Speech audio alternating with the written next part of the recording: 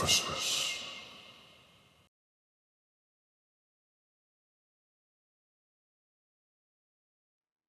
We all wear masks. Some we designed carefully to survive, to belong, or to be loved. And some masks were placed on us before we ever had a choice. Things like be good, be strong, be grateful, don't make waves, don't be dramatic, don't be angry. And so we learned early which parts of us earned approval and which parts cost us connection. And slowly, quietly, we started editing ourselves. But behind every mask, behind every controlled reaction, every forced smile, every version of yourself that learned how to cope, there's part of you still waiting.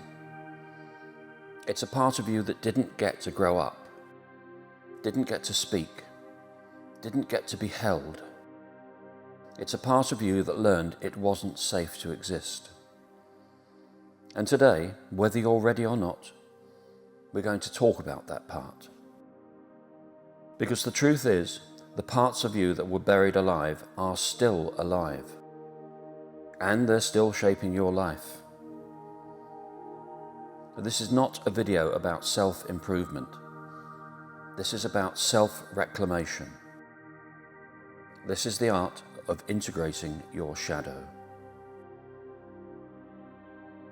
Now let's look at what the shadow really is. It was Carl Jung, the famous psychiatrist, who called it the shadow. Not because it's evil, not because it's broken, but because it lives outside the light of your awareness. The shadow is everything you had to push down in order to be accepted. Your anger when it was inconvenient, your sadness when it made others uncomfortable, your fear when no one had time for it, and your needs when love felt conditional. And there's also your confidence when it threatened others. Your ambition when it was called selfish, and your voice when silence kept you safe. And so you adapted. You learned which parts of yourself earned love and which parts earned rejection. And like any intelligent system, you hid what wasn't safe. But here's the part no one tells you. The shadow does not disappear. It waits, patient, observant, and unintegrated. And what stays unconscious does not stay inactive. If you've ever said, "I don't know why I reacted like that," that was your shadow. If you've ever sabotaged something you really wanted right when it was within reach, that wasn't weakness. That was protection, albeit outdated protection. If you've ever felt intense emotion that didn't match the moment, that wasn't randomness. That was memory living in your nervous system. Because the shadow doesn't speak in words. It speaks in urges, reactions, and in patterns. It shows up as explosive anger you swear just isn't you, or emotional shutdown when things get intimate. It could be overgiving that turns into resentment, control disguised as responsibility, or avoidance disguised as peace. And here's the hard part. The more spiritual you become without integrating your shadow, the more dangerous it gets. Because now the shadow hides behind virtue, behind "I'm healed," or behind "I'm not bothered," or behind "I've moved on." But what isn't felt will be acted out, always. So let's be honest, compassionate but honest. Ignoring your shadow does not make you enlightened. It makes you predictable. predictable in your triggers, predictable in your relationships, predictable in the ways you betray yourself. You can meditate every day and still be ruled by unexamined pain. You can speak about love and still act from fear. You can call yourself self-aware and still avoid the parts of you that hurt. Because awareness without courage is simply observation, and healing without integration is performance. And the cost of all this, you live fragmented. One part of you wants growth. Another part is terrified of change. One part craves intimacy, and another part sabotages it. And you feel it as exhaustion. Not because life is too much, but because you're carrying a civil war inside your body. Shadow work begins the moment you stop asking, "How do I get rid of this?" and start asking, "What is this trying to show me?" The moment you turn towards your shadow instead of turning away from it, you stop being a victim of your unconscious. But you don't lose control, you gain it. Because when anger is conscious, it becomes boundaries. When fear is conscious, it becomes intuition.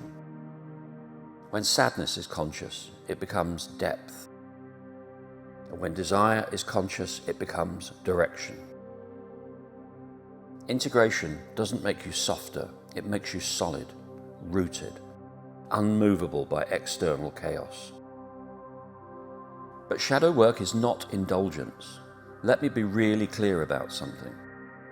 Shadow work is not permission to hurt others. It's not an excuse to stay stuck. It's not, "This is just who I am."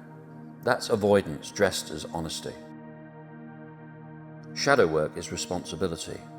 It's saying, "This exists in me, and I choose to relate to it consciously." It's maturity.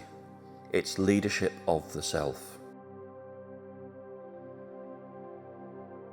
So let's look at 3 practices that can help us turn towards the shadow. The first is a form of radical observation. You need to start tracking your emotional spikes. Not the obvious ones, the subtle ones. Defensiveness, withdrawal, that tightness in your chest, the constant urge to explain yourself. Just pause and ask, what am I protecting right now? What feels threatened? What does this remind me of? There's no fixing, no judging.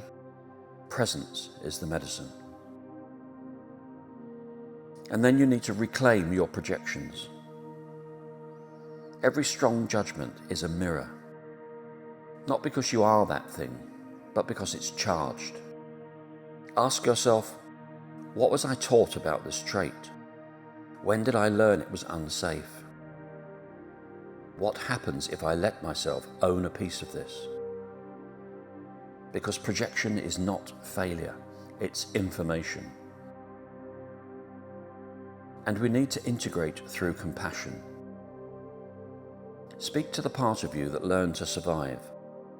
The angry part, the controlling part, the numbing part. Say, "I know why you're here. I know what you've been protecting, but I'm here now." And this is how patterns loosen, not through force, but through safety. And this is a strength that few people choose. Most people, if you ask them, would want healing, but they want it without discomfort. They want transformation without confrontation. But the strength that changes lives is quiet.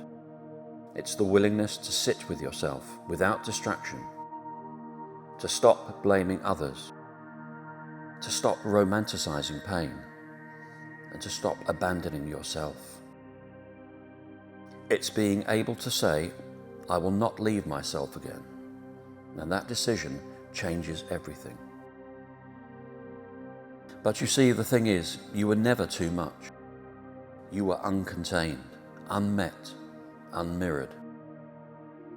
Your shadow formed where love ended, and now it's asking to be brought home. Not fixed, not erased, but integrated. And so here's your invitation.